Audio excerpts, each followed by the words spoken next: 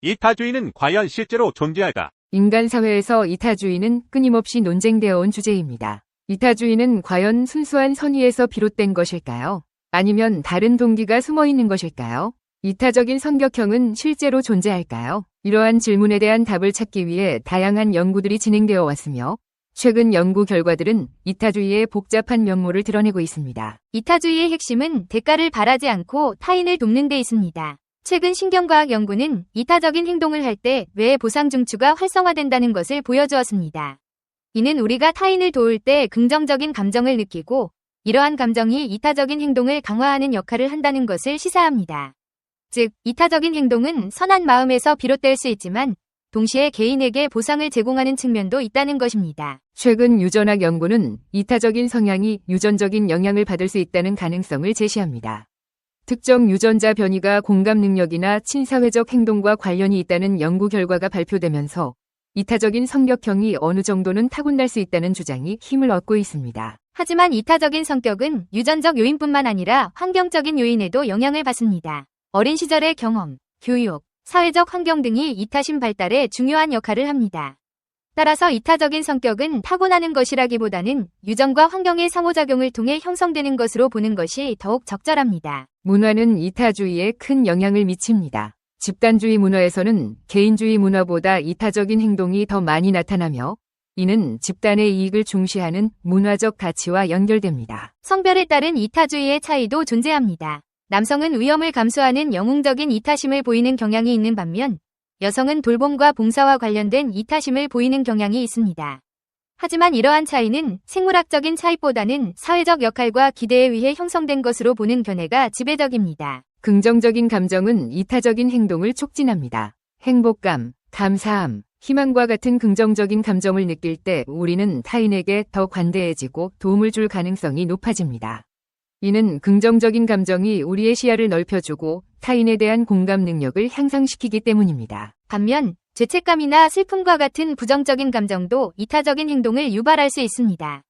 이는 부정적인 감정을 완화하고 자신의 이미지를 개선하려는 동기에서 비롯된 것으로 볼 수 있습니다. 진화심리학자들은 이타주의가 인간의 생존과 번영에 기여하는 적응적인 행동이라고 주장합니다. 친족 선택 이론은 유전적으로 가까운 사람을 도움으로써 자신의 유전자를 보존하려는 본능을 설명하며 상호 호혜성 이론은 타인을 도움으로써 미래에 도움을 받을 가능성을 높이는 전략을 설명합니다. 최근 연구는 이타주의가 유전적인 요인뿐만 아니라 문화적인 진화의 결과라는 것을 보여줍니다. 인간은 사회적 학습과 문화 전달을 통해 이타적인 행동을 배우고 발전시켜 왔습니다. 이는 이타주의가 단순한 본능을 넘어 사회적 규범과 가치로 자리 잡았음을 의미합니다. 이타주의는 복잡하고 다층적인 현상입니다. 순수한 선의에서 비롯되기도 하고 개인적인 이익이나 사회적 기대와 연결되기도 합니다. 하지만 이타주의가 우리 사회에 긍정적인 영향을 미치는 것은 분명합니다. 이타적인 행동은 개인의 행복과 사회적 유대감을 증진시키고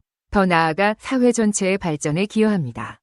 우리 모두가 조금 더 이타적인 사회를 만들기 위해 노력한다면 더 따뜻하고 행복한 세상을 만들 수 있을 것입니다. 천박하고 치사하고 혐오스럽고 악마적이고 잔인하고 이기주의적이고 어설픈 기질을 확인해주는 사실들을 찾아내도록 하라.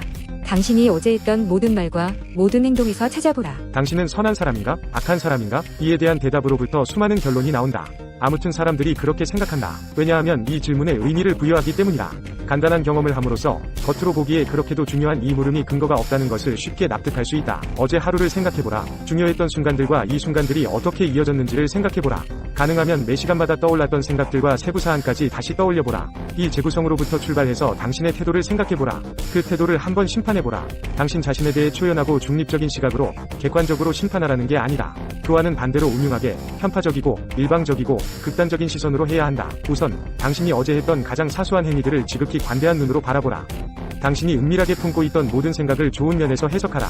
어제 하루 내내 당신이 얼마나 헌신적이고 주의 깊고 이타적이고 공점심 많고 사심 없고 겸손하고 똑똑하고 인간적이고 남을 생각하고 인정 많고 공손했는지를 바라보라. 전혀 그렇게 보이지가 않는다고요? 처음엔 물론 그럴 것이다. 이번 경험의 목표는 어제 당신이 했던 일과 행위들을 위와 같은 각도에서 바라보는 데에 이르는 것이다. 당신이 실제로 어떻게 했는지는 전혀 중요하지 않다.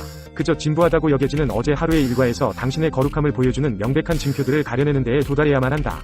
그런 결과에 거의 도달했다고 여겨질 때 다시 한번 어제를 되돌아보라. 그리고 이번에는 정반대의 방향에서 접근해보라. 당신이 어제 했던 행위들과 사고들에서 당신의 패륜, 해코지, 파괴 취미, 원초적인 사악함을 찾아내려고 애써라.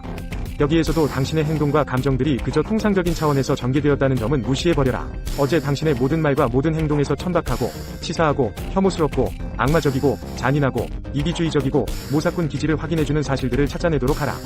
당신이 사형 집행인으로 보이지 않나요? 당신이 성인으로 보이던 근거들보다 더 많지는 않지만 그래도 꽤나 그럴듯한 이유들도 적지는 않을 것이다. 이런 경험을 다른 사람들, 당신의 주위 사람들에게 적용해보라.